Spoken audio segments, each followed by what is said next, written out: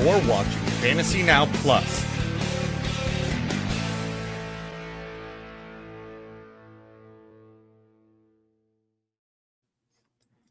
What is up, everybody? Happy Monday. We are right in the thick of it in May. The schedule is coming out in less than a week. This is the last best ball stream that we're going to have, not knowing the bye weeks, not knowing the schedule, not knowing weeks 15, 16, and 17. It's going to be a whole different conversation next time we're streaming. So we're going to kind of not get too much into that this time, because right now it's still just pure vibes. We're going off of what we feel and what we think and somewhat accepting what ADP is, but there's going to be some pushback for sure that we'll get into. As always, I'm your host, Tim Holstad. With me, Bryan Rockwood. Bryan, how are you doing? You know, I'll be honest with you. I'm tired, but you know, it's been an eventful weekend, and went back to the gym this past few days, so I am tuckered out. But there's always enough energy, always enough time to queue up some Underdog and try to find the roster. There's one magic roster out there that we're gonna somehow navigate, find, and win a bajillion dollars. Well, I guess we're doing the puppy today, so win only a bajillion dollars. Still 100,000 to first, but Still, that's pretty dang good. Yeah, definitely. Hey, John. Correct. Good evening. What's up, John? Yeah, not doing Best Ball Mania. Want to, after that initial couple of weeks, it was really just, now let's let the schedule come out. Let's let things settle a little bit. Let's draft some of these other contests that are going to close a heck of a lot faster. And as you can see, the puppy is 54% full, and it's been open 2 weeks, if that. Like, crazy stuff. If you want to draft the puppy, if you want to draft 150 puppies, you better start right now. You better load up like 50 to 100 slow drafts and just accept that that's your life for the next 2 months. But if you want to do them fast, just start. I don't know if you can even get through 150 by the time it goes, but it's busy. Hey, I always say, who needs sleep when the puppy's around? Exactly. Don't worry, there will be more. There's the puppy 2 and the puppy 3 and the puppy 4. I was gonna say, how many? I was like, I'm pretty sure last year they maybe on 5 puppies. Yeah, they basically just keep releasing them. Obviously, the first puppy is the best because it has a much better prize than any of the ones that follow it. Ones that follow it are usually like 30K to first, 25K to first, stuff like that. But yeah, I want to say maybe puppy 5, puppy 6 last year, and the rate this is filling, it could be faster than that. Could be 7, 8, up to upwards of 10 if they really want to keep going. It's basically a bit at this point in best ball. It's not even. It's literally just like which numbered puppy final did I make? It's like, oh, I'm in the puppy 7. Sick. So we're gonna try and get into the puppy 1 final with these couple of teams tonight. So we're gonna go ahead and fire this up, and we can talk through things as we draft. But yeah, you see 100,000 the first. Go ahead. Yeah, I was just thinking. I was in preparation for the show. I was trying to figure out what strategy can we even implement differently. Like how anti-chalk can we get and still have an advantage? And I don't really know at this point up until the schedule is actually released. So the first few rounds here might just be click, move on, and then start getting real into the weeds through, honestly, like rounds like 5 through 10 are probably like the most interesting bits to talk about. Yep. I mean, it is a time box contest, and the main difference between a time box contest, meaning a contest that opens and closes in a shorter time frame than like your general best ball season would be. Best Ball Mania is probably going to be open till just about the time the NFL schedule kicks off. Usually closes 1 to 2 weeks before at the earliest, but as you saw, the puppy 1 is 54% full. Like, this could be done in the next week or two. So use that to your advantage. We are going to talk about it. We probably can talk about it depending on our draft spot. Chargers signed David Njoku. That changes the prices of both Aronde Gadsden and David Njoku. 54% of the field drafted their teams expecting Aronde Gadsden to be by themselves. How do you use that to your advantage? You can get Gadsden a lot later. You should have already taken David Njoku because he's rising up. Doesn't matter really what happens or why, he's rising. So things to consider. I have something on my screen. Okay. 103. Worst. Sweet. I really want those running backs, and you're just not going to get them. So yeah, I think that was the only thing I thought of, in that prep I was talking about, was just, do we just like slam RB as much as we can before the schedule starts? And does that really matter? Like 103, you're absolutely right. That sucks because passing on Chase, Puka, or JSN in my book is just silly. But I guess, quote unquote, you could go hero wide receiver in that regard. Yeah. But man, not as fun as getting one or two there. Yeah. Didn't we pull up McCaffrey to 3 in a DraftKings draft last week? We sure did. Obviously that being a full PPR format changes things. Yep. But we did skirt JT, go CMC, and I still think that draft was fine. I actually kind of want to pull it back up because it would end up being pretty exciting. Yep. Your Chase here over Puka. I'm Chase here. Okay. It's easy enough for me. Yeah, like in general, it just feels like, when you think of the tier-based drafting, it just feels so much like worse if you do pull up JT or CMC in this format. Yeah, because they just aren't the same type of caliber. And I know it's so weird to say that, especially when Jonathan Taylor was like averaging 3 touchdowns a game last season for the first 6 weeks. Basically, yeah. But it just doesn't feel right, like from a game plan perspective. I will say I can definitely do it over JSN. I'm well founded at this point. If you've watched our streams of saying that, like, I don't trust that offense this year. I really don't. Like, could they repeat everything? Like, sure. Are they likely to? I don't think so. So, like, JSN, I'm fine bumping down a few spots, and like Puka is being a clown. So, there's risk involved there that I think is relatively similar to, like, Jonathan Taylor. Is Daniel Jones back to being a pumpkin? We'll find out. And, Christian McCaffrey, his age starts with a 3 now, so he's obviously going to get hurt this year, right?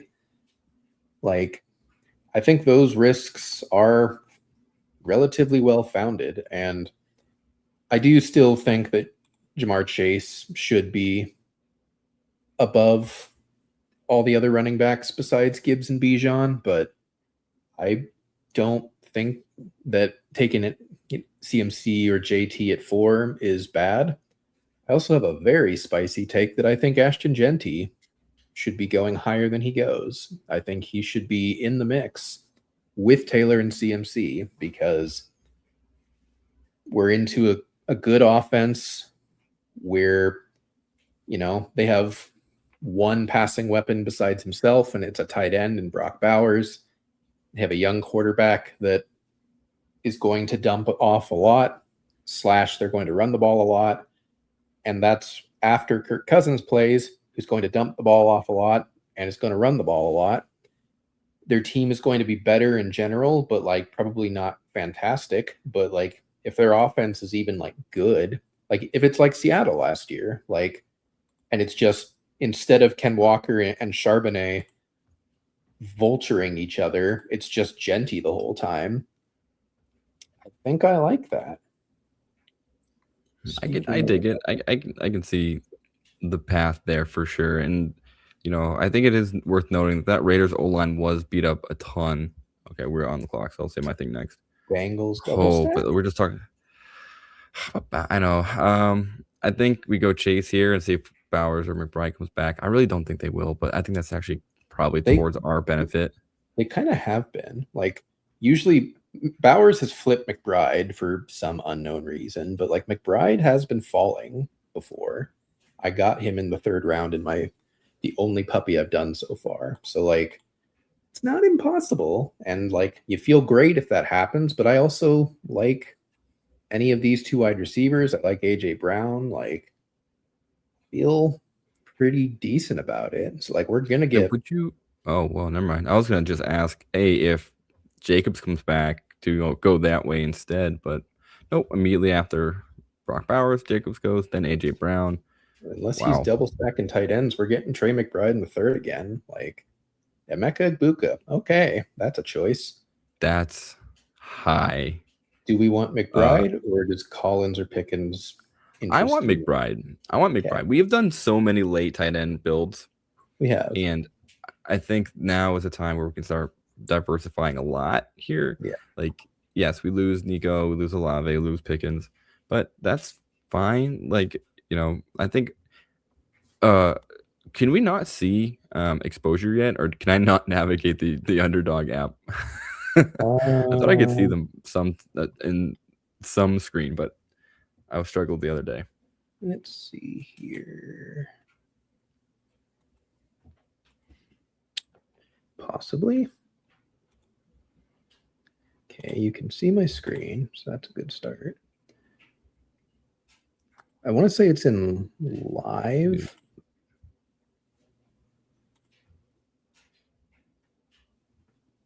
It's not in live. That's weird. It's in results. That's from last year. No. You can on eventually.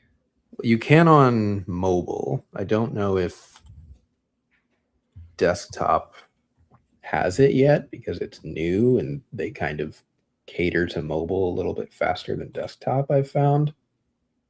But all right, let's see here. Let me go off to the side while we have 12 more picks to go through. It's really the only bad part about the bookends of the draft.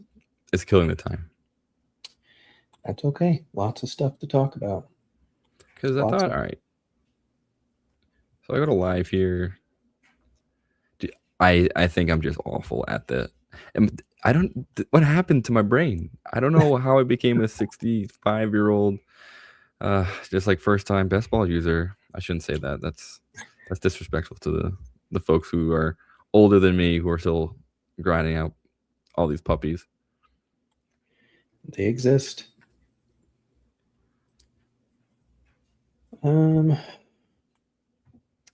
Nothing too interesting. Devonta Smith is falling again, finally. Opening as a 2-3 turn pick was very aggressive for me, so I'm glad he's back more in like the 3-4 turn range. I'm sorry, that was a late 3rd round for Devonta Smith? Goodness. Yeah, 312 with Saquon. I get it, because when you think about, him being the real number one now in make-believe land where AJ Brown is actually a Patriot. Yeah. Worth it. It's Scattaboo here pretty easily for me. Yeah. I go Scattaboo, and then if they come back, I'm happy with Monty. I'm happy with, honestly, probably Waddle. I'd go like Waddle or like Devontae Adams here. I'm assuming Montgomery goes. Same, but yep, there he goes. Yeah. I also like Terry McLaurin just on the chance that you can get Jaden Daniels all the way back at the 6-7 turn. I don't love it. I don't hate Judkins. I don't love it if we took Scattaboo. Yeah, because we are gambling now on 2 injured running backs. I'm okay with McLaurin, like, because I'm really tempted to start getting some Commanders players like on the cheap because I think they'll slowly rise in value as the summer goes. Yeah. So like right now, trying to get McLaurin, Jaden Stack feels good. I like picking up Antonio Williams in like the 13th, 14th round too. Yeah. Yep. So And right now we're far, pretty stable. What's it called? Even roster right now, which I like. yeah, very balanced. Have gone wide receiver, running back, tight end, running back, wide receiver through 5.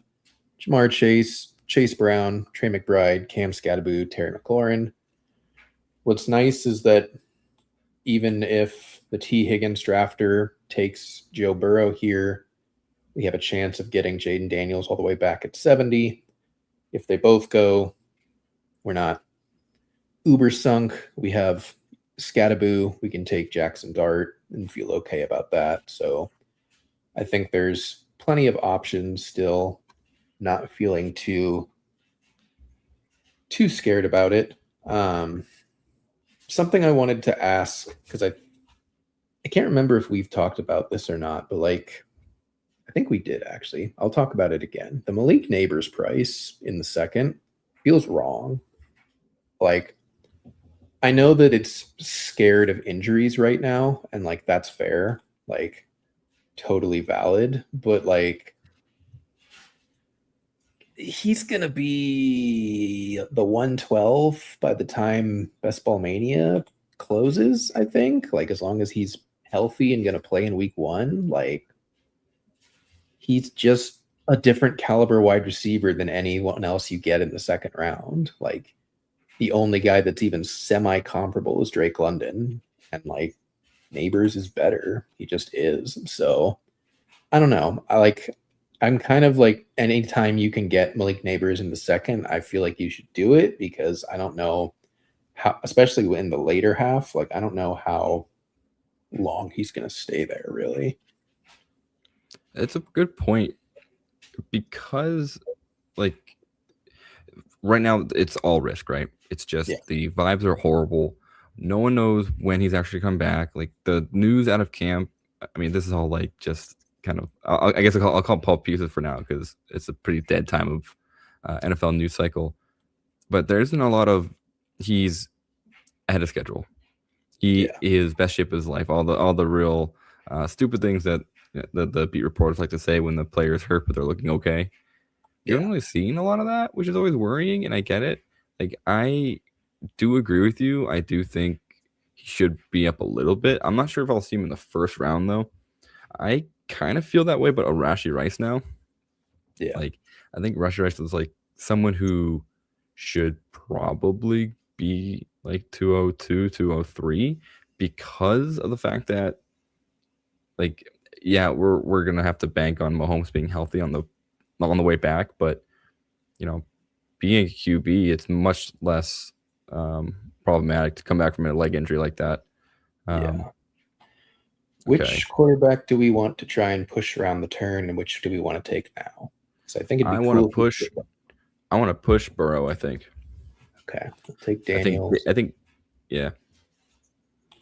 My thought is, I think Daniels is better to take unstacked.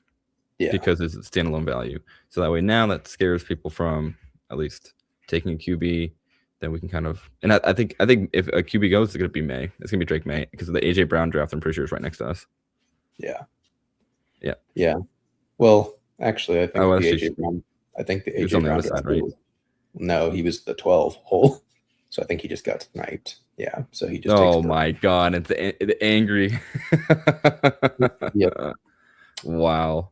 Sure. I mean, unfortunately, it's also a thing of like some people draft like that just to make sure that our team doesn't get Joe Burrow.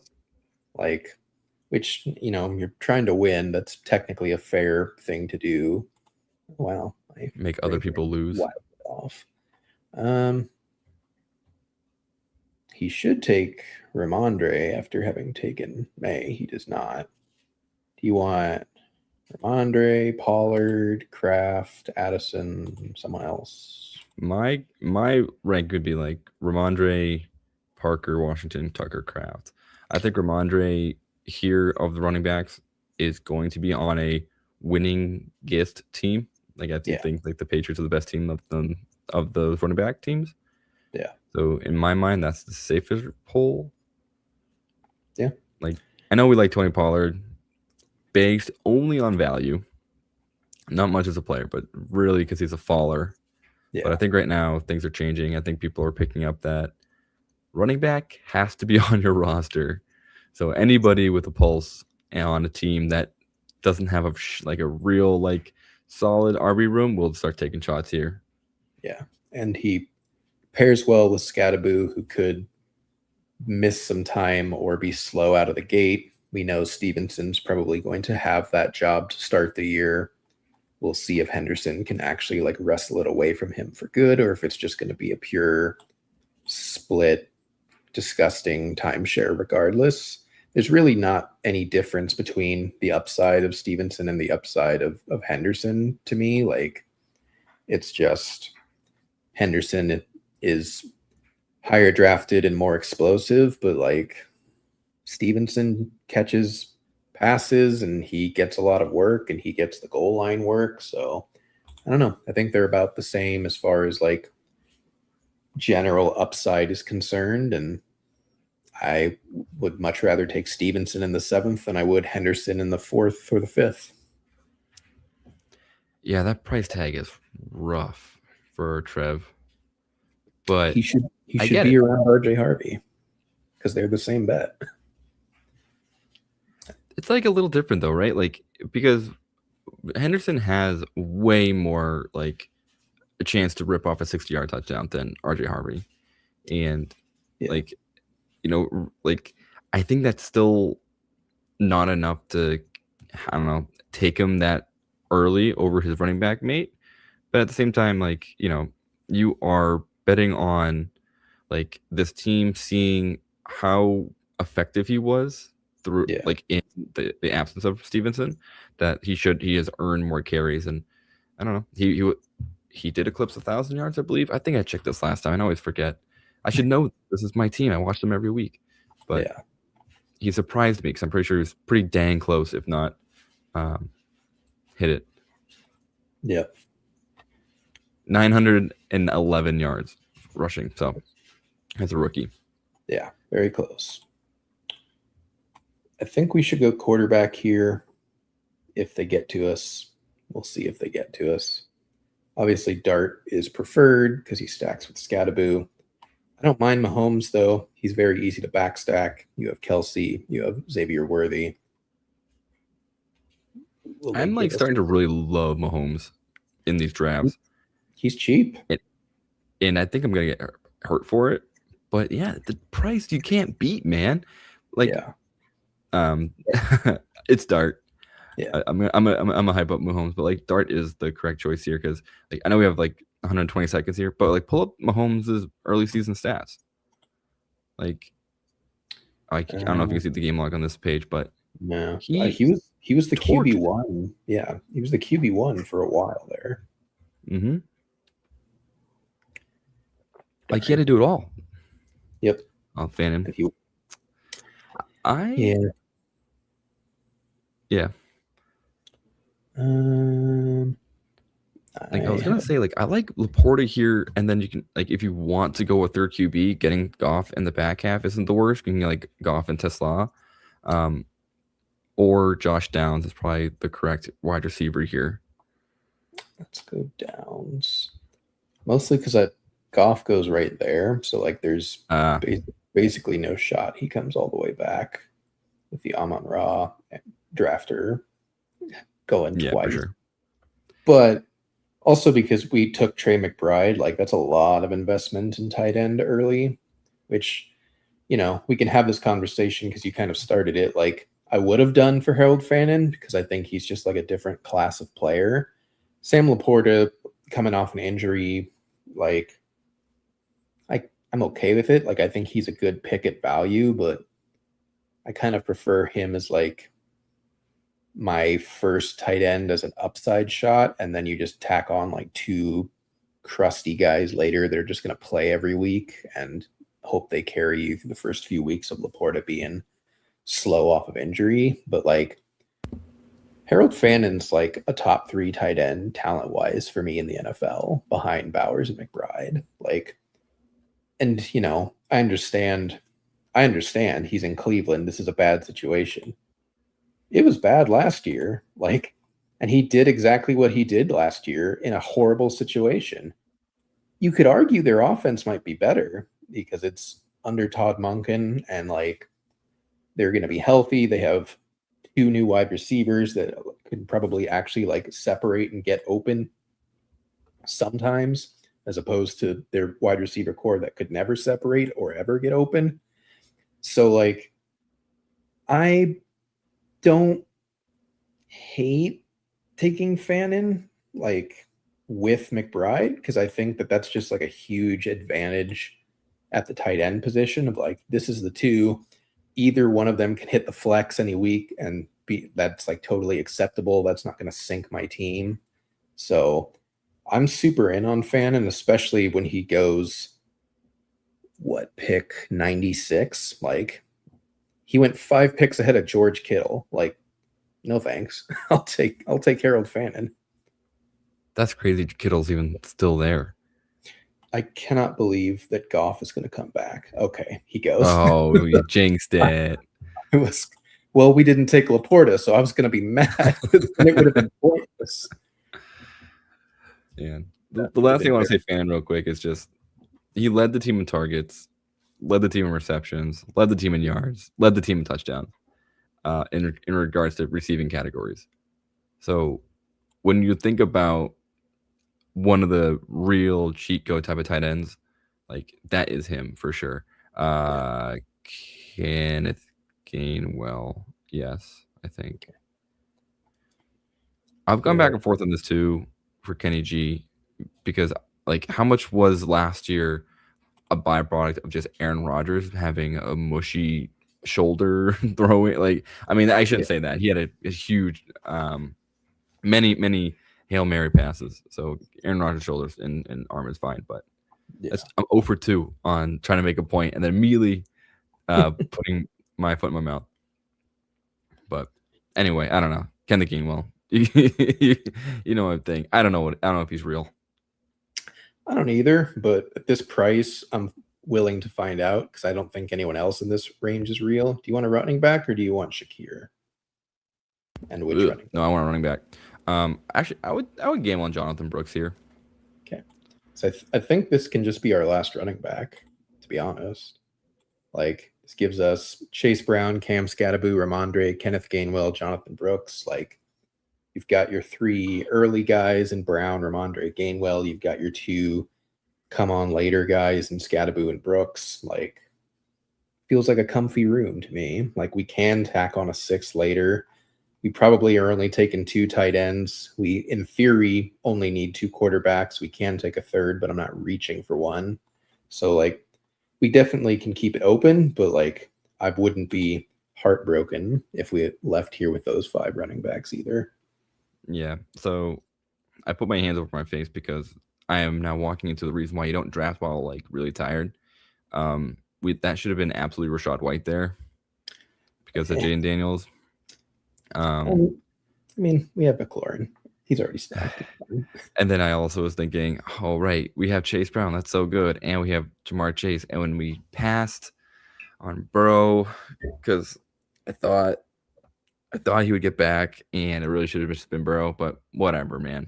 Right? Here's the thing. We could have gotten Daniels and Burrow, which is what you're aiming for, is a super team. Daniels was definitely not coming back because he's a Konami code quarterback that you don't care if you stack. Burrow, you care incredibly if you stack. So the idea was, let's push Burrow around the turn because there's no one to stack him with. And then the 12 hole just took him, or the 1 hole just took him because felt like it, or, isn't hip to stacking and just saw good QB at top of the queue, and that's all that mattered. And like, if that's the case, that's fine. We're not entitled to Joe Burrow. Like, you can draft whoever you want whenever you want to draft them. But yeah, like, I think it's fine. I think I think Chase and Chase Brown can have enormous games, and Joe Burrow can do nothing because he's a pocket passing quarterback. Like, you need Chase and Chase Brown and T. Higgins to all have like solid to good games for Joe Burrow to really like set himself apart from a scoring perspective. Like, Joe Burrow Right. to get you a 40-point week, he has to throw 6 touchdowns, like almost certainly. Like, it's not Josh Allen where you can just be like, oh, he was fine, but he ran for 3 touchdowns. Who cares? Like, Joe Burrow has to stack, and he has to throw for a lot of yards, and he has to throw for a lot of touchdowns. And that's probably going to Chase and Chase Brown if he's doing that. So, like, you're kind of just doing the stack without him, and that's fine. I would really like Omar Cooper. Sure. Yeah. I would really like Omar Cooper Jr. here. I see an unfortunate third quarterback, but we do have Josh Downs. This would be something. Oh, okay, well, I think it's worth it, and I'll say it this way: we have fragile QBs in the sense of their real life health. Let's add a third one. Dang it! Why not, right? He can't tear his other Achilles, right? He can't re-tear his Achilles. It's already gone. Yeah, this is all. It's like, don't we have robotics down there now? That should be fine, right? Yeah, some steel beams. My goodness, wide receiver got ugly fast. Well, Jawan Jennings isn't bad. I know it's the wide receiver 3 on a Kyler Murray offense, so we'll see how relevant that gets. Yeah. Would you do Jennings over Hunter? Man, I don't. Oh God, like the only reason why. You know what? God damn it. I would actually go Hunter here because he's just a bet on the talent. Yeah. Buongiorno, hola. What's going on, Mike? How are you doing on this fine evening? I almost said we Friday. Are in the not Friday, Monday. Friday. The wrong show. Worst possible option. We also could have gone Chig there, but like, meh. Like, oh right, he's on Washington too. Yeah, this should have been coffee. I'm drinking just hot water. This should have been I needed some caffeine because the thing is firing on no cylinders. Good Lord. 162 for Antonio Williams ADP. Yeah, man. Brother. That's the bee's knees, don't you know? Third round wide receiver means you might as well throw up 800 yards and like 8 touchdowns. Yeah, just like last year's third round wide receiver they drafted, Jalen Lane, who's still there. And he's hanging out. The third round wide receiver they drafted the year before that. I don't think Luke McCaffrey was third round, but still, they've just drafted the same player 3 consecutive years because they keep not working. And then they're like, why isn't this working? Let's do it again. We are currently looking at a puppy. We're drafting a puppy right now, since we're trying to get our feet in here before they all fill out. Yeah, because it's 54% full after 2 weeks, if that. So we're going strong. We've got the legend Pete Underzet in here drafting for us. How, is Chigo Conco good though? No, but Jaden Daniels is, and I think that makes up for a lot. To be honest, I would go Boston over any of them if he gets to us. To be honest, Boston is such a weird player because he can be good, and we're just hoping that whoever has the unfortunate ask of being the starting quarterback for the Browns, like, can he get him the ball? Yeah. Yep. I mean, no, get Ayuk off of the queue, man. What do you mean? He stacks with Jaden Daniels. Oh God, how like real is that? Like, is Ayuk even going to? He's certainly not a 49er. Also, there's absolutely no way that the 49ers keep him on that team. If they do, then that's just a clown franchise being clowny for no reason. But like, just a disaster class. Yeah. We're going to get sniped on Boston. I can feel it. And then we're going to have to make. Oh, we don't. No. Excellent. Denzel Boston. Welcome to the team. Oh, Dylan Sampson, back-to-back Browns picks. Sure. I mean, love the McLaurin pick. I think it's all bounce back with the holdout behind him. Holdout players always get hurt. The other thing too with the holdout players is that they're missing all of camp, right? And so when they're not Chase level talent, and I'm sorry, Scary Terry, but you're simply not Jamar Chase. You know, you don't really like get the same reps as you would if you were there the whole whole summer, right? So that happened with Ayuk too. I mean, that was like more freaky. He got hurt, I think, on a tackle. He tore his ACL and MCL and everything. So like that one was more unfortunate. But like, you know, McLaurin being a little older and missing out on those reps, that wasn't really an awesome recipe for success out of the gate. Yeah. Do you have a preference between the two olds? I guess it's Ayuk. Because listen, you know, we're never going to take him unless we have Jaden Daniels to stack him with. And yeah, and like, you know, same thing with Mike saying here, like having greater than 0 shares is fine and probably preferred, right? So, you know, like if he is our 6th or 7th like wide receiver, that's actually pretty fine. Yeah. I think he's exactly our 6th. So like he's a 15th round pick. Like these guys are mostly all zeros anyways. Like they're not going to contribute to your lineup. We know Brandon Ayuk can contribute to your lineup if it's even 80% of what he used to be. Same with Deebo Samuel. If he gets on a team that you like and he's somewhat competent, like as long as he doesn't just like become like DeAndre Hopkins on the Titans, where it's just like, oh God, like it's gone, like talent gone, just everything's gone. As long as it doesn't do that, and it absolutely could, probably more with Deebo than Ayuk, but like if it doesn't, like that's great production in the 15th round that you are not getting from, you know, Trey Harris, Elijah Surratt, Isaac Tesla, like Jerry Jeudy. I don't think those guys have that kind of ceiling, like respectfully. No. And what's my biggest thing about a draft, like in my like drafting brain, I'm like, man, there's always gonna be a playable player back here, but like there's not. We have taken over 100 players before this round, right? So like, I don't need to find the next wide receiver 2 on a real team. So like taking shots here is going to turn out probably more beneficial, and there's no risk, right? So I need to kill that part of my brain that always says like, no, this has to be a player who can put 6 to like 10 points maybe every week.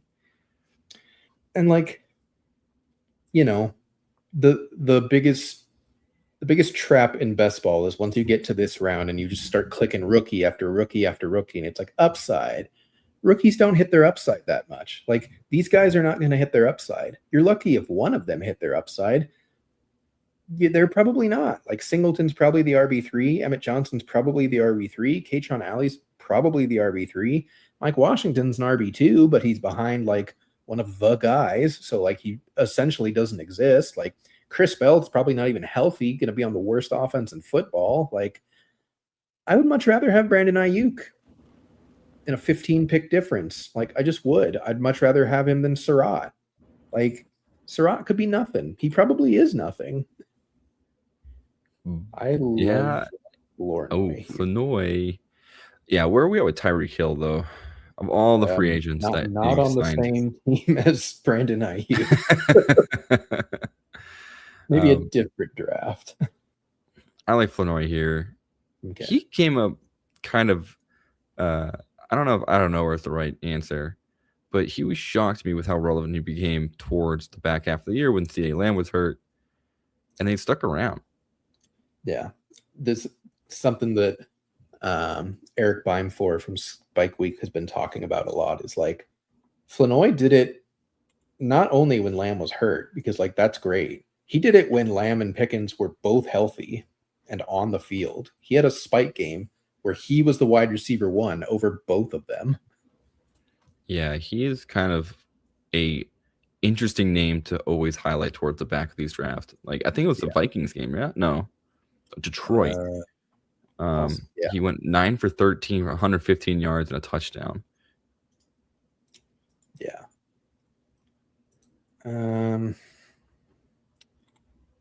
That's my 3. I don't know if you have a preference out of those 3. Muth, I think, because right now our tight end room is just McBride. It's just McBride, and so with McBride, like, do you think like you just want to go 2 tight end? Yeah. Here's the thing. What are we at? What round are we even in right now? We're in 17. We have one more pick. Yeah, we have one more pick. Here's the thing about McBride. I understand that there's a lot of scary stuff attached to this.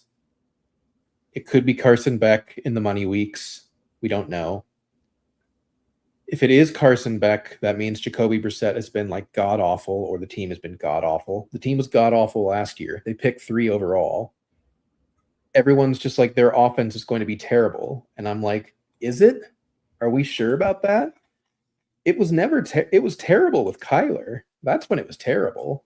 It was never terrible with Brissett. The reason that everything went haywire with Jacoby Brissett is purely because they were on their running back 4, 5, and eventually 6 on the season. They were down James Conner. They were down Trey Benson. They were down Michael Carter at points. They were down Amari DiMarcado. Like, they had literal just random dudes. I think, I don't remember his name. He's like a practice squad guy that used to be on the Rams, Corey Kiner or something. He was an active running back for this team by the end of the season. Like, I understand that things were just kind of laughably bad for the Cardinals, and that's not to say that it won't continue to be, but like, they have 4 legitimate running backs on this roster now. That's not happening again. Their offensive line is still fine. It's bad, but it's not getting worse. Like, they did upgrade it in theory. They tried anyways. We'll see if the picks and the signings are actual upgrades or not. But like, Brissett's competent, and McBride is still the clear one. He's the clear one. That's why he's a 2nd or 3rd round pick. Like, we can debate Michael Wilson versus Marvin Harrison Jr. till we're blue in the face, and we probably will all season long. But like, Trey McBride is the guy, and he's going to be the guy regardless of who the quarterback is. If it's Minshew, great. He loves to dump off. If it's Brissett, great. He loves to dump off. If it's Carson Beck, he's a rookie. He's going to dump off. Like, I'm not worried. Wow, I forgot Gardner Minshew is there. Yep. What about Kendrick Bourne? He's also there. Yeah. he's a okay. Tyreek Hill in the 18th round, I'm interested in. As the very last pick, sure. Yeah. Why not? Like, we have enough adults in the wide receiver room that like, he went. Unfortunate. I would say, never mind. I thought that said Mike Washington. I was like, yeah, take that, but it was Malik Washington. Take Ted Hurst, baby. Take our boy. Why not? Theodore Hurst. I also like taking Brazel late too. If like my wide receiver room's like safe enough. Yeah. He like just like compels me. Which is because funny. He's so much like a more of an interesting wide receiver than Xavier Legette. Yeah. I mean, he basically is Xavier Legette. He just didn't get drafted in the 1st round and have all these expectations on him.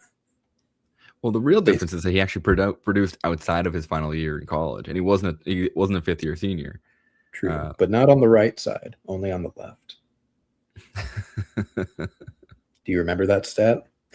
I think it's for Brazel. It was like only on the right side of the formation. That's Tennessee, man. He ran 98% of his routes on the right side of the formation. He ran 1 route in his senior and 1 route in his junior on the left side, or flipped. I don't remember which one it is, but like, again, doesn't matter. That's not predictive. I looked, trust me. Once I heard the stat, I was like, does that mean anything? No, not that we can tell. It just means Tennessee, like you said. Just an absolute Mickey Mouse organization. And I didn't realize he was truly just a Derek Zoolander of wide receivers. Mm-hmm. He just couldn't turn right. He can't be on the left side of the field. Yep. Alrighty, folks. That's the first draft in the books. Finished with a 3-5-8-2. Jaden Daniels, Jackson Dart, and Daniel Jones at quarterback. What could go wrong? Chase Brown, Cam Scadaboo, Ramondre Stevenson, Kenneth Gainwell, and Jonathan Brooks at running back. A little thin, but not scary, weirdly. Wide receiver, Jamar Chase, Terry McLaurin, Josh Downs, Travis Hunter, Denzel Boston, Brandon Ayuk, Ryan Flanoy, Ted Hurst, and Trey McBride and Pat Fryermuth at tight end. Wide receiver is a little scary. I'm not going to lie. It's a little scary. Yeah, that's it looks better in the first 5 rounds when things looked very even. Like we had a pretty well-balanced roster. And I think we kind of, like I mentioned, between rounds 5 and 10, that was where the money gets made. We just got, I actually want to say, like, we got more unlucky than anything else. Yeah, like right here, like Worthy, much better pick. Godwin, much better pick to me, at least, than Downs. Like, we just kind of got boxed out of like all the wide receivers that we could stomach. It was basically between Downs and Pearsall, and I feel about the same for both of them. Like, they both have a lot of risk. So, like, you know, we also got sniped on Pittman because I was really going to want him in the 10th, and then he went 1 pick before, so we kind of had to like last second pivot to Gainwell. So yeah, just kind of things fell against us a couple times at wide receiver in like the mid rounds where things got a little less fun, but like, you know, there's no guarantee that Michael Pittman is like wildly better than Denzel Boston. There's just not. We think so. That's why we're taking him earlier, but we don't know. And can everyone, I mean, we can't all be right? Consensus isn't always correct. We're going to miss some guys, so maybe we're all wrong on Boston. Maybe we are the real sharps here, getting the value a couple rounds later. Alrighty. Let us hop into a second puppy here. Get that rolling. Let's get another dog.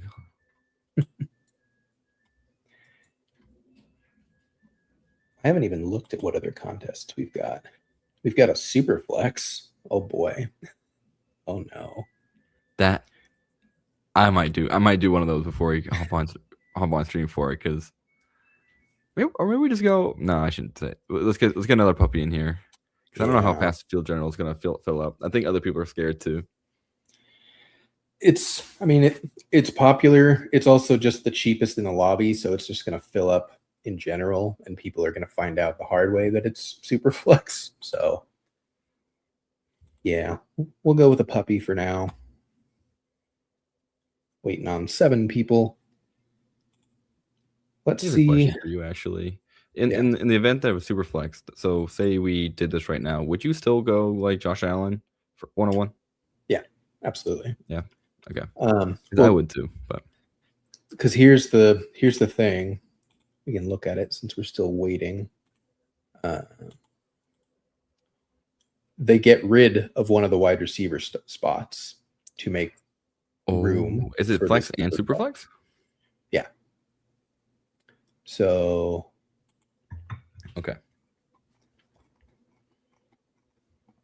Yeah. 2 running back, 2 wide receiver, 1 super flex, 1 flex, 1 tight end, 1 quarterback, 12 bench. So it's also 20 rounds instead of 18. And yeah, they basically, so wide receiver like really loses its value, and quarterback really increases, obviously, and then running back really increases because, you know, because you only need 2 wide receivers, like it feels a lot easier to like fill the flex with a running back anyways. And usually the only reason that we're not drafting like 30 straight running backs is because, you know, you have to start an extra wide receiver versus running back right now, even though it is half PPR. So like it somewhat balances itself, but here it's like probably just quarterback and running back, and then you just tack on like the last 6 to 8 rounds or just a bunch of like mid-range wide receivers, and you just hope to hit every week. Like that's probably how I would draft Superflex. That seems pretty similar how I would approach it. Maybe I like flip on wide receivers and running backs, but like, which yeah, it's probably. I mean that's also draft dependent, right? Yeah. Yeah. If we weren't so tired and it wasn't so late, I'd say let's do it as a third, but we'll hold off. Hey, by the way, I don't see our name on the thing. Oh no, we were actually 8. Never mind. I was joking. I thought we had like the 12 or something. Yeah. Just kidding. Nope. You're good. Oh my god. Puts us in an interesting spot. What's up? No, just the fact that like I can't read good. Oh. It's late for you. It's funny, like I used to be such more of a night owl. Like I really truly like, all right, my brain starts to function at 11:30 p.m. Like that's when I'm like, all right, time to do all my chores. Yeah.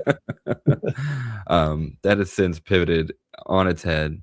And now I'm like, yeah, 10 o'clock is this is a perfect time for me to pick up a book, not read any of it, and then just close my eyes. That's the dream. I think one of the New Year's resolutions I said was let's read more books, right? As everyone does. Yeah. We're now in May, and I finished half of a book, which was completing a book. So that one counts, but I did read most of it last year. Yeah. I'm mostly just audiobooks at this point. My brain has gone down the drain as far as like actually reading words on the page and like staying engaged with it. So I have to listen to my books now. Hey, you know what? It's actually not your fault. I blame everything else. I blame. Oh, let's. I'm sorry. Did Bryan Hampton go 107? He sure did. I was gonna say let's put money where our mouth is and put Genty up here. No. All right. I won't push you that much. Let's go JT. I don't think we picked him that much. Yeah. Like if things had gone chalk and it was Genty or the wide receivers, then I'm down. But like when fallers fall, you just kind of take them. Lamb at 6 is early, right? Yeah. I mean, yeah, he's usually at like 108 after the running backs. So I guess they decided they did not want to go running back in the first round, which like, and now Barkley goes 111. This is an interesting draft. I like this room. This could present some opportunities. Okay. Let's see it. We got some of the DK guys came over to the Underdog for the puppy. Yeah, I mean, we're getting one of these three, and I'm skipping to the bank.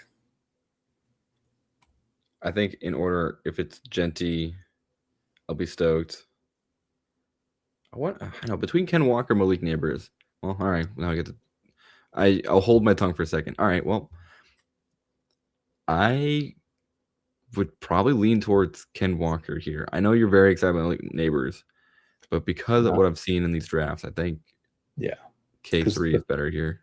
The third round wide receivers like feels a lot better. Like I'm not against Breece Hall and ETN, but like I would much rather click Devonta Smith, Chris Olave, Tet McMillan, T. Higgins, frankly, For sure. even AJ Brown if he falls. So like, and again, the room's doing kind of weird stuff. So we're allowed to do some weird stuff too. Yeah, because that one had been 4 in a row, right? Yeah. So yeah. That's a lovely start. I mean, the dream is to get Chase and Neighbors, honestly. Like that's like Chase Neighbors and Bowers or McBride in the third, and you're just like giggling. Underdog actually then has to look at the draft to make sure it's not not fudged. So like I understand getting unique to some extent. Kyron Williams at the 210. What is going on in this room? I understand going unique and like pairing 2 second-round guys together just to like have combos that don't exist. Do it at the 12 hole. Don't do it at the 107. Like you don't need to reach at the 107, especially like that's a clear reach by like basically everyone's measures of this. Like Hampton usually goes at the 207, not the 107. So like even if I would rather he had done London at the 107 and like Hampton at the 2-6. Like obviously it's the same thing, but it's just the principle of like, you know, Hampton was going at the 1-2 turn for a while, so he's probably paired with most of these running backs and wide receivers already. I just like, if you're gonna get weird, get really weird. Why did Abuka go in the third round again? What is going on? If this like, not that we had the backseat of the draft, but like if that Chase drafter went like Rashee Rice, like I feel like that starting would be incredibly great. Yeah, or Rice Bride. Woof. Like, what? Love at the 304. Oh no, sorry, I was meant to do Price. Sorry again. God damn. Still though, Love at the 304. Like, it's okay. I don't know. It's all right. It's all right. Yeah, we're not going to get anyone fun. That's annoying. Do you want running back or wide receiver here? I want to go wide receiver, and I think it wants to be Olave.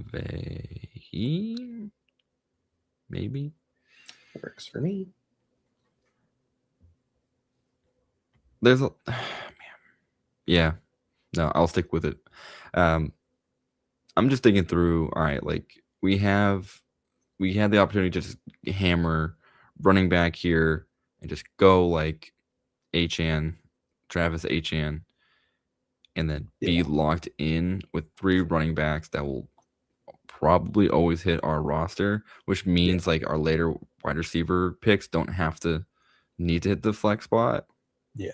But like, you know, power level on the wide receivers here just feel too good. And like Bucky and Cam are going to be there in the 4th most likely, and I feel good about them. Just about as good as I do Breece Hall and Achane in the 3rd, to be honest with you. Like a little bit more risk, but like upside pretty similar, I would say. Or Achane for sure, all the way back. That'd be fun. Just do that. That'd be perfect. I think they're going to. Something happened? Do I think now Googled news? But I mean, again, this is how you have to play the game. You have to build super teams. You have to build teams that are somewhat unique and hard to draft otherwise. And that means taking risks sometimes. Sometimes it's getting lucky, but sometimes it would be very hard to pass up on T. Higgins in the 4th, though. Boy, would it. I would agree. If he doesn't go, then I would. He goes.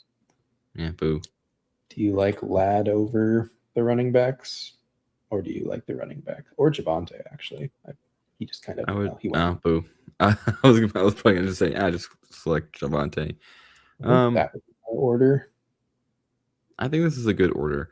I think Bucky presents a lot of unique upside, but you know, there's a concern about his play time. I don't think there's really too much to worry about if he's there week 1.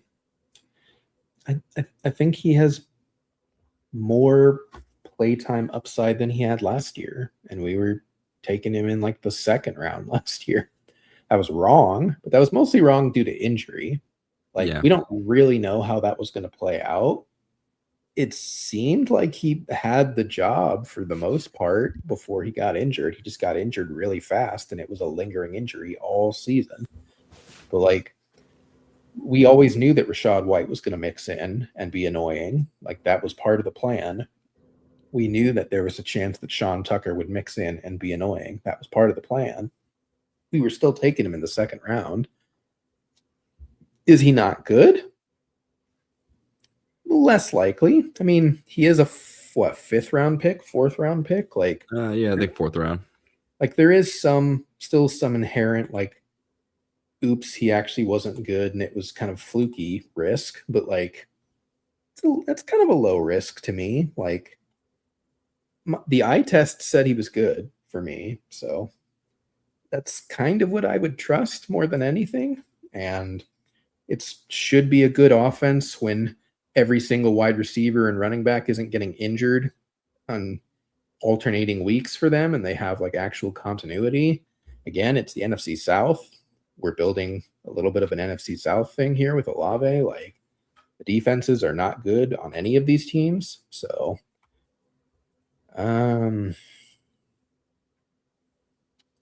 QJ. Now we could take QJ. Yeah. I would like Judkins here. Or Price. QJ goes. You like a wide receiver better than Price? I like Rome better than Price. Works for me. So, or do you want Lamar? We can wait. No, I want Rome. I don't. It feels bad to not have any pieces of Lamar. I feel like I'm like very small exposure to Lamar, and I don't know if that's just because his price is so bad in the terms of like you have to pick more relevant players over him to keep your roster like afloat. I think we took him very early in pre-draft best ball a couple times, if I remember correctly, because I think he was a 5th round pick at that point, like very firmly a 5th round pick. Yeah, he's kind of like, I guess he's very firmly a 5th round pick here as well. And Jaden Daniels just went at 59. Alrighty, this is a quarterback hungry room, so that's fun. Yeah, I mainly wanted to try and get a piece of Caleb here with Rome. Like I think that'd be good, and then also the running backs usually go kind of late, so we can pick up like Monangai or Swift. But I think Swift actually might already be gone.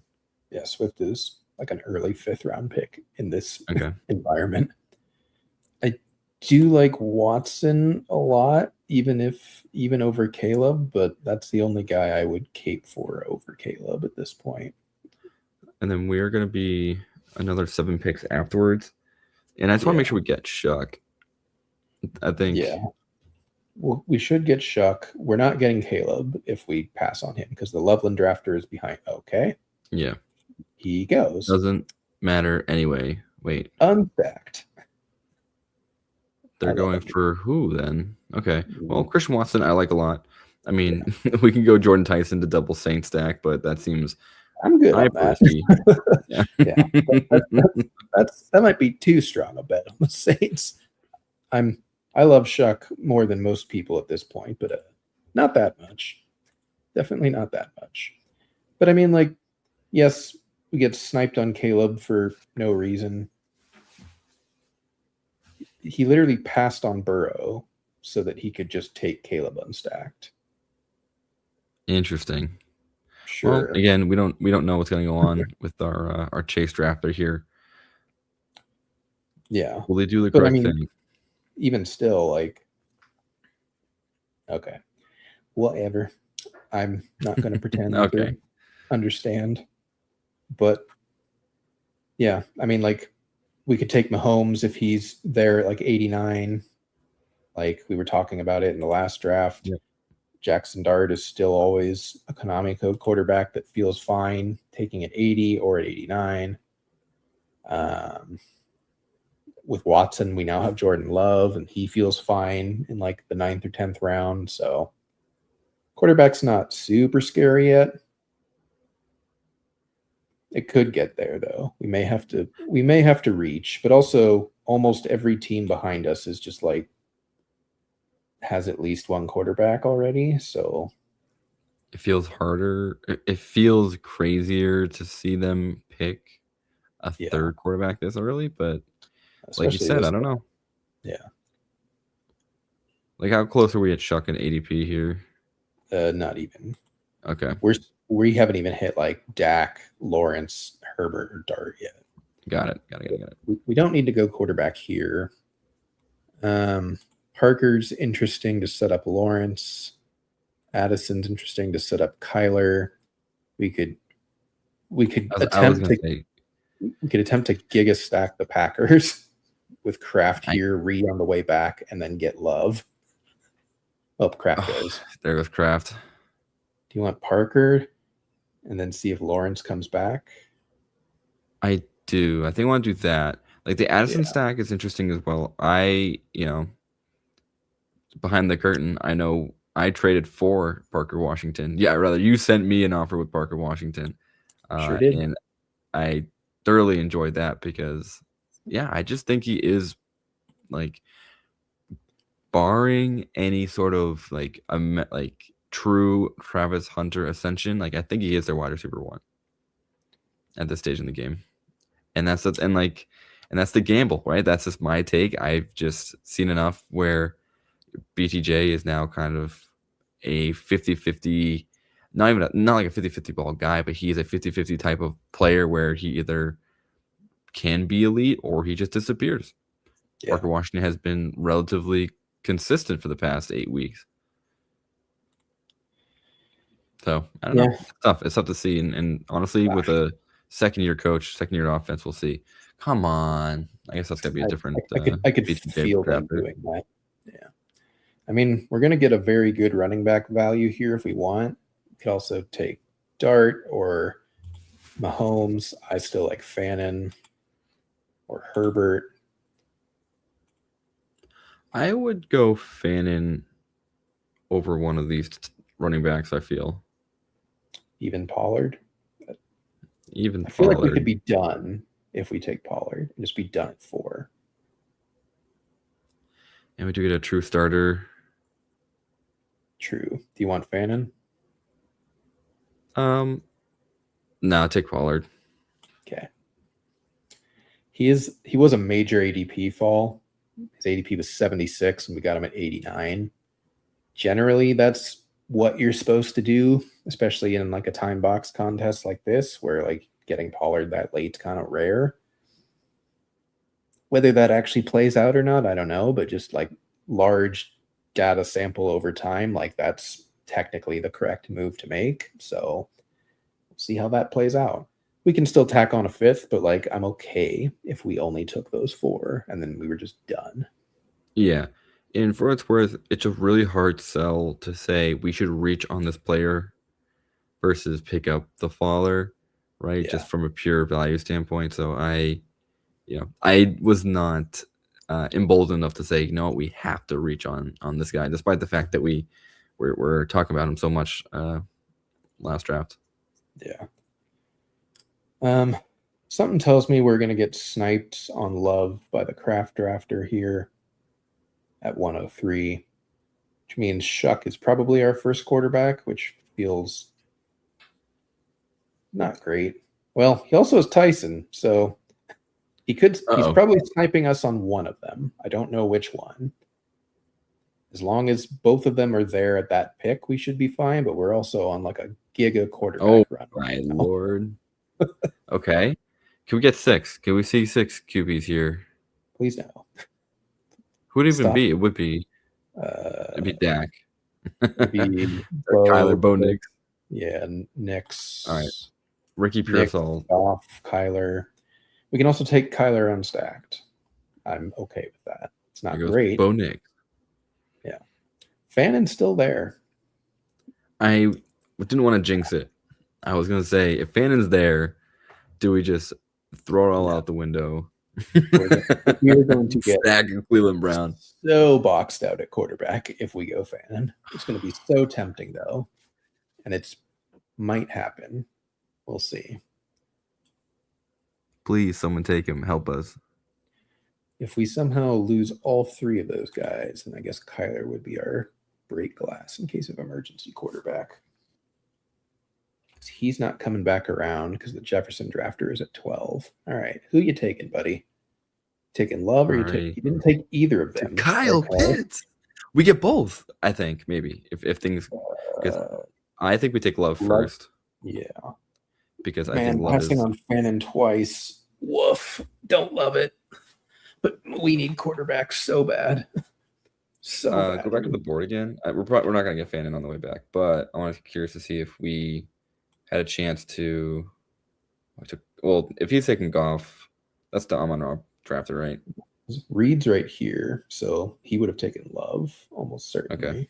He's not. Yeah, he is the Amon-Ra drafter. Okay. Yeah, Fannin goes. There's Fannin. That is an excellent value for them. Like Shuck could go unstacked. He should take. Yeah, he takes Kyler, which is what I expected.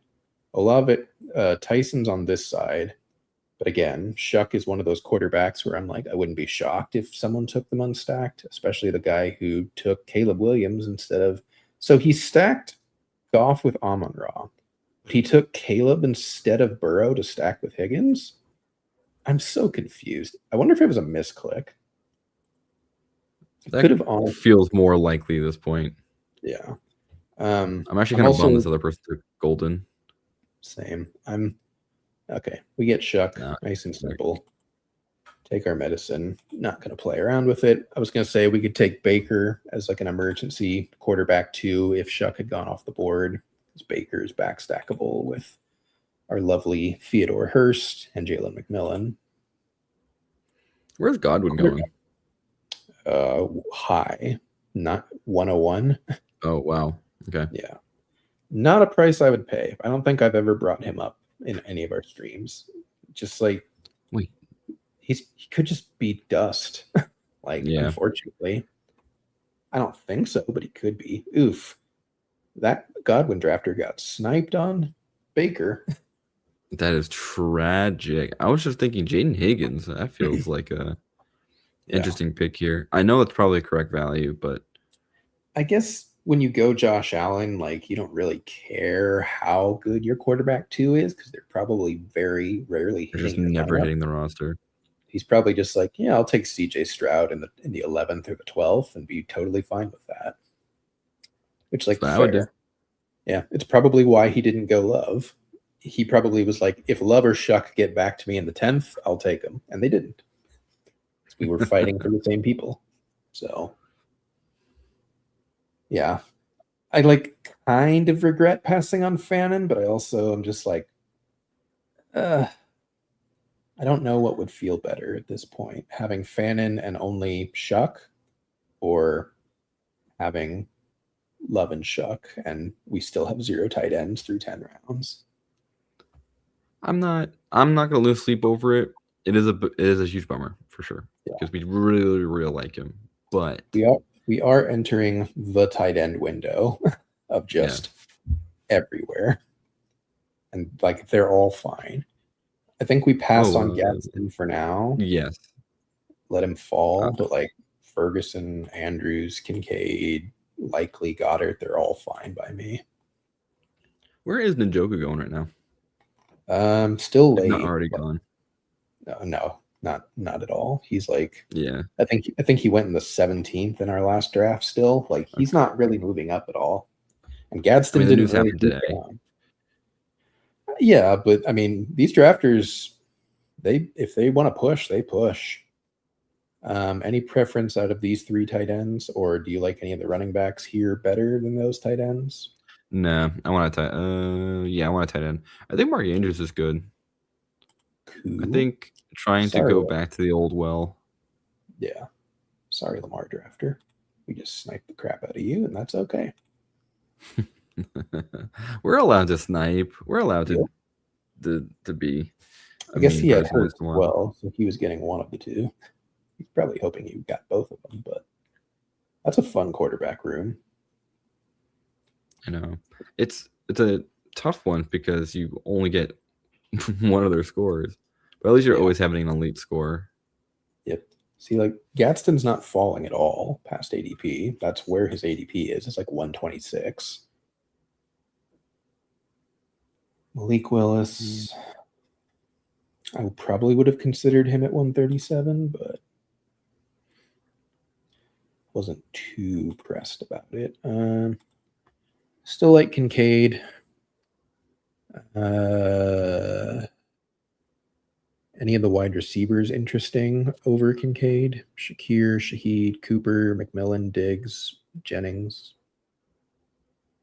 Not particularly. Like Sadiq is fun. I feel like if we wanted any rookie upside, Sadiq is kind of the one that would fit on our roster here.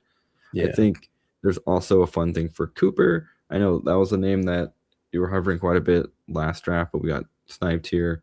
Yeah. I don't know if Shaheed is worth it, but he could be, and that's why it's always so tempting. Well, he's gone, so. Yeah, well. I like Sadiq just as a high upside play. That's fine. But Sorry, I interrupted you. No, you're good. I mean, like, it's the last call for like okay starting quarterbacks, but also like we don't have the stack on any of them. We'd have to back stack, and it's like, I can just tack on Aaron Rodgers or Geno Smith or Jacoby Brissett late and be okay with my life in that scenario. Exactly. Like we also have JT, so if we really wanted to, we could take Daniel Jones. I don't think he makes it past the one whole drafter that only has one quarterback still. You don't know that. They made it this far with that one. What's another 2 rounds, huh? Their only quarterback's Brock Purdy. He is at least double stacked, so there's an attempt at happening.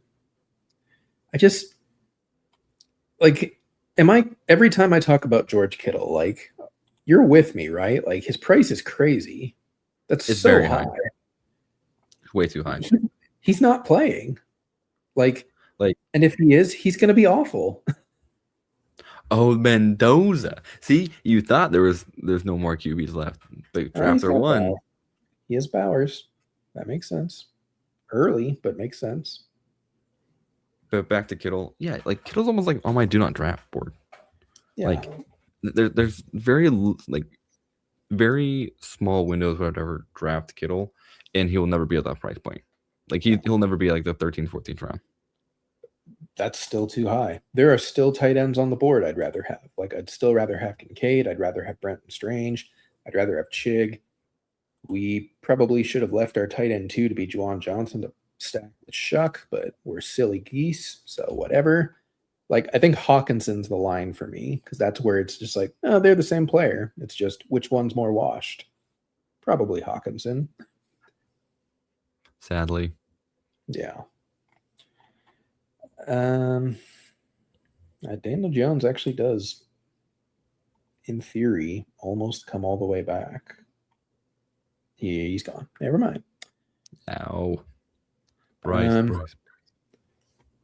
I like Cooper and Diggs more than Juwan Johnson, personally. Any thoughts? We're double stacking. I like Cooper here. We already have Sadiq, so we'd be double stacking Jets, which does open up Geno. If you want a third quarterback, this is the angle, and they're gonna be a weird offense.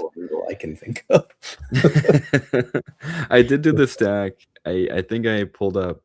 Oh no, I did this crazy weekly winners back stack with Geno Smith and Adonai Mitchell.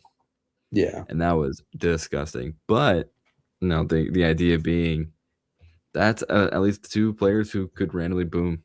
Like Adonai catches one deep bomb and Geno throws 2 touchdowns, and they both break my lineup. So the 11 hole might pull Geno way the heck up here because he's the Garrett Wilson drafter and he only has Daniels and Willis. So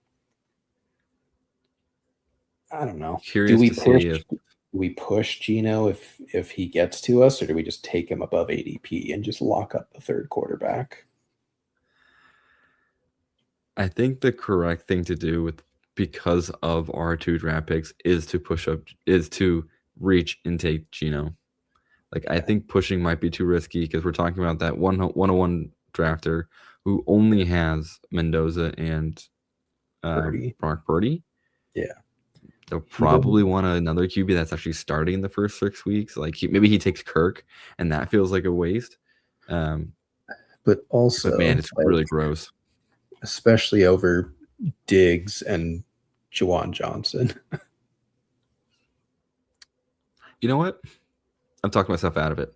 Geno Smith's never going to crack our roster. I don't think Geno Smith will ever be our scoring QB. So I think like Diggs is better here. I was going to say pick Juwan Johnson, but I think Diggs is probably going back on the Patriots. This is a worthwhile player. And look, if Geno comes back, then maybe we can think about it. He might. I mean, Brissett is above him by ADP. Like Aaron Rodgers, ADP hasn't jumped up high enough yet. Like he's also viable in the next round. I think he'd be totally fine as a third click.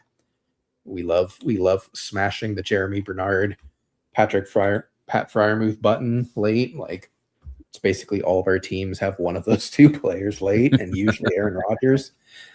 Listen, I know that 3 quarterback is probably better. I just don't like taking 3 quarterbacks in like the first 10 rounds. Like it just feels gross. I'm sorry. I would rather draft other positions when only one of these guys is ever going to hit my lineup. It's just how it is. Like I would rather take the gross old late guys late and stack up my other positions, because quarterback 8 through quarterback 24 are all within like 2 points per game of each other. Like they're all the same guy. Like they're all the same guy. Exactly the point I was about to make. Like the difference between them all, negligible. Really doesn't matter. And it's proven like over year. Like, you know, what is truly the difference between like, you know, it just doesn't matter. Yep. I feel like we recovered pretty well. Getting Cooper and Diggs in the last 2 rounds has made the wide receiver room feel a lot better than I was feeling about it. With it, which is why I feel like going earlier RBs like we did is the play, right? Because it's either who is that? Is that Mike Washington or Stephon Diggs? Yeah, I'll take Diggs. Yeah. Like Algier would have been fine, but like Diggs versus Algier straight up over in points, like I would probably lean Diggs. Like unless he just gets like shadow realmed, but like it feels unlikely. I think it's just Geno. We get him back. I think we take Geno now. Yeah. Now's the time. Like that feels great. Quarterback is set. We're double stacked on Jets. What could go wrong? I think we probably do. Okay. Samson, if he comes back, is a auto click for me at running back. Outside of that,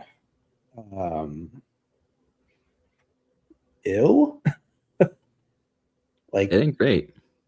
Like Katron Allen, like ish, but not really. And like Braylon Allen, I don't want 3 Jets, so no. And that's too many people from New Jersey. You do not want that many people on the same roster. Kalen Black, we don't even know if he's the backup. Sean Tucker is definitely the 3rd string. Like, ew. It's Samson or nothing at running back for me. I mean, I wouldn't totally ignore Kamara, but yeah, only because we're this far back, right? Like, and we've already got 2 Saints in Shuck and Olave. Right. That's fair. Well, we get Samson, so it doesn't matter. Woo. Deal. He's gonna play a lot. Like even when Judkins is healthy, like this is a new coaching staff, and I think they're just going to be like, "Oh, Samson's just like an entirely different skill set than Quinshaw Judkins. Let's play him. Let's use him." Justice Hill got a lot of run last year with Monken. Yep. Which is just horrible thing to say, but like, you know, he was like a startable asset in some leagues. Yep. We should probably go 3 tight ends, but like these 2 aren't the worst to only have 2 tight ends for. And would have really loved Juwan Johnson. Yeah. I think it's either 1 tight end, 1 wide receiver, or just 2 wide receivers to close it. Just depending on. I want to see who's close here. Stowers, we can hit the Fryermuth button. That's basically it at tight end. I mean, Dulcich, I guess, ish. Now that Njoku is not a Dolphin, Dulcich becomes more interesting. Unless they just bring back Jonnu, which would really suck. That would be tragic. That'd be so annoying. Yeah. I don't hate Tank Dell this late either. Branch. Exactly right, Branch, yeah. Surratt. We could triple stack the Jets. What could go wrong? Press the Ted Hurst button. Bryan, Purcell, Fields, Jacoby Lane.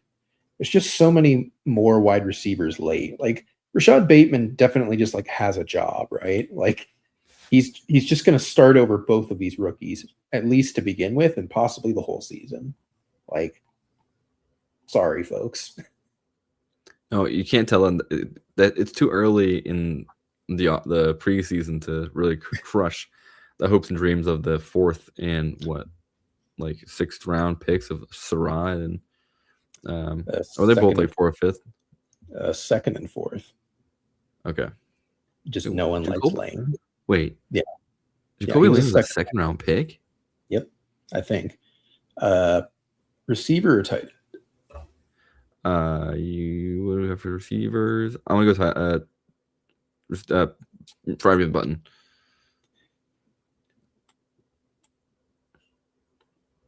Break glass in emergency for Pat Fryermuth. Yeah, especially with Sadiq. Like that could be a slow start. I know we hovered Stowers, but my big concern was just that, right? Having both of the high capital tight ends was like kind of scary for me. Lane has no news. That's not helpful. Yeah, I'm pretty sure Jacoby Lane was a late 2nd round pick, possibly very early 3rd, but I'm pretty sure late 2nd. I did do all this. Hold on. They were either 3rd and 5th or 2nd and 4th. They were 2 rounds apart. I'm almost certain. Yeah, because Surratt was a 4th because the Raiders traded up to 401 and we're like, oh my God, they're taking Surratt to pair with Mendoza. And then they took McCoy, the cornerback, anyways. Lane was a late 3rd, or mid 3rd, 316. Really? I thought he was way earlier. Okay. But still, like, he went first. And he goes way later and usually undrafted compared to Surratt. And I'm like, are we sure? Do we want Tank Dell if he's here, or do we want one of these rookies, or do we want Bateman or some mystery wide receiver? I kind of want a rookie. Our team's pretty. I kind of want a rookie. Brazil?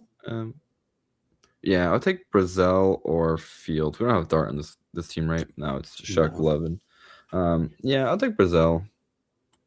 Like, he just was fun, and he's just gonna do 9 rounds. There's an option where he can NFC boom. South. Yeah, exactly. NFC South. We have Bucky too, right? Yep. NFC South, baby. Going to the bowl. Alrighty, folks. That will do it for our 2nd draft. A more traditional 3-5-7-3 build this time. Jordan Love, Tyler Shuck, and Geno Smith as our quarterbacks. Went 3 running backs early. Jonathan Taylor, Kenneth Walker, Bucky Irving. Tacked on Tony Pollard, 13 picks past ADP. Dylan Sampson, almost 20 picks past ADP. That's kind of wild. Wide receiver, Chris Olave, Roma Dunze, Christian Watson, Parker Washington, Omar Cooper Jr., Stephon Diggs, and Chris Brazell. And at tight end, we have Mark Andrews, Kenyon Sadiq, and Pat Fryermuth again. I don't think we've ever not drafted Pat Fryermuth. Can we continue the streak?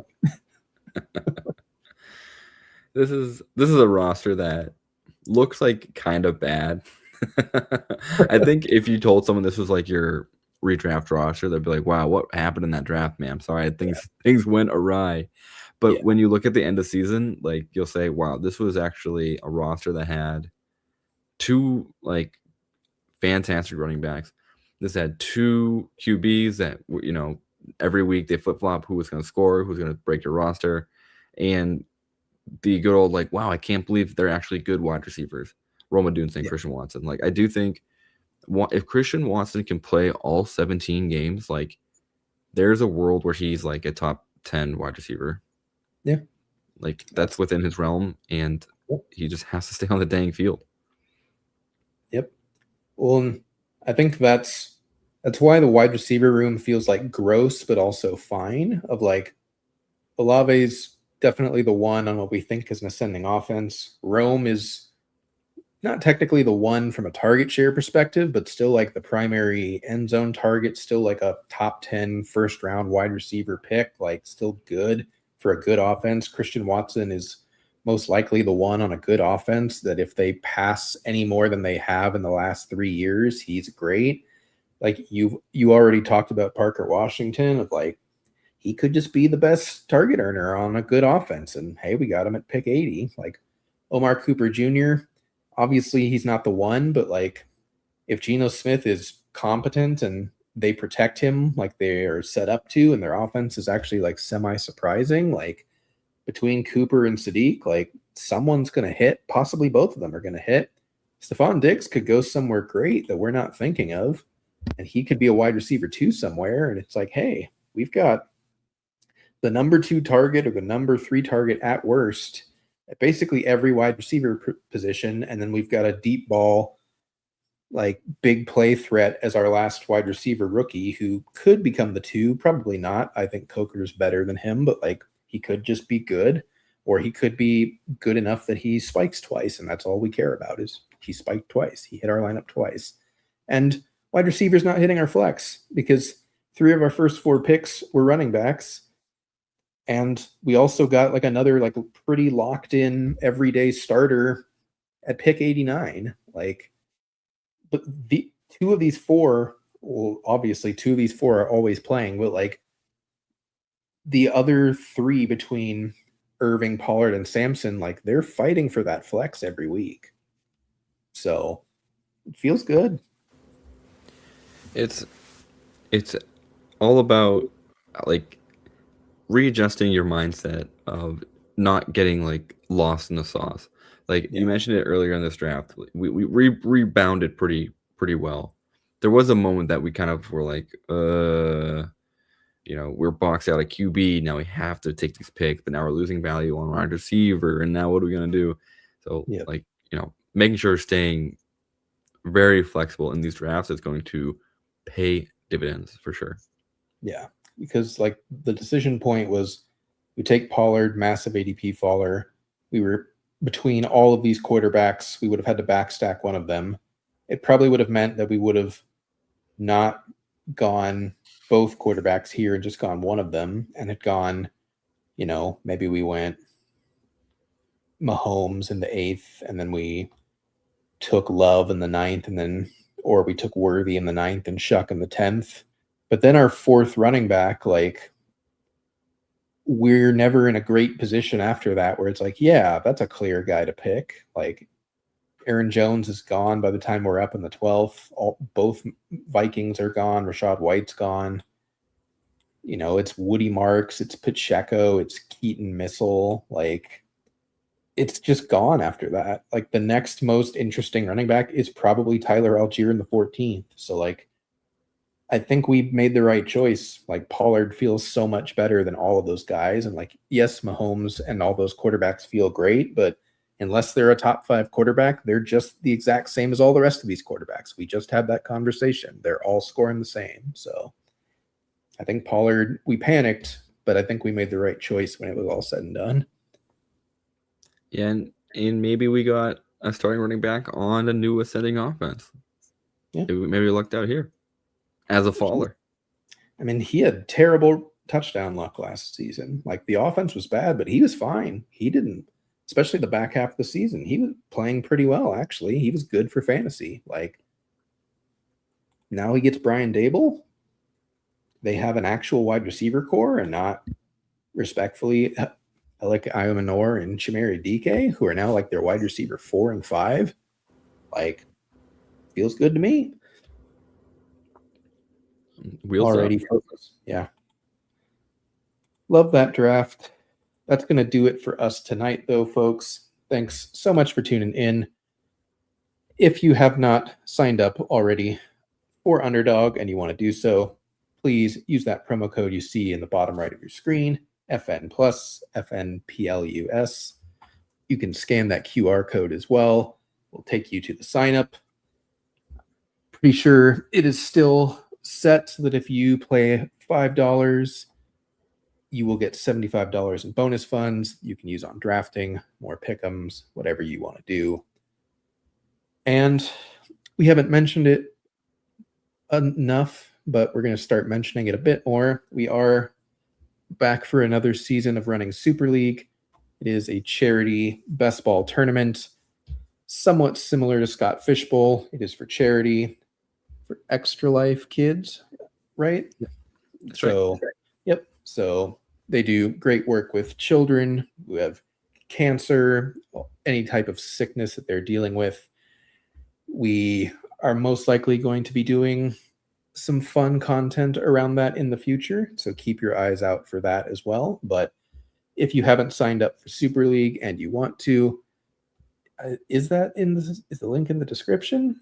Maybe for this one, not today, but we will have that.